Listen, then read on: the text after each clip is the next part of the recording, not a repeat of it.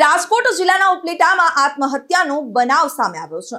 જેટકોના helper કર્મચારીએ ઓફિસમાં પોતાના જ હાથે શાકભાજી સુધારવાની છરી વડે આત્મહત્યા કરી હતી।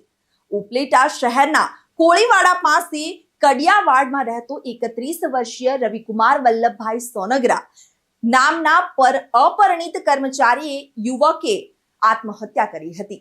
ત્યારે હાલ આત્મહત્યાનું કારણ અકબંધ હોય ઉપલેટા પોલીસ ઘટના સ્થળે પહોંચી હતી અને મૃતદેહને કોટેજ હોસ્પિટલ ખાતે પીએમ અર્થે ખસેડી તપાસ હાથ ધરવામાં આવી હતી।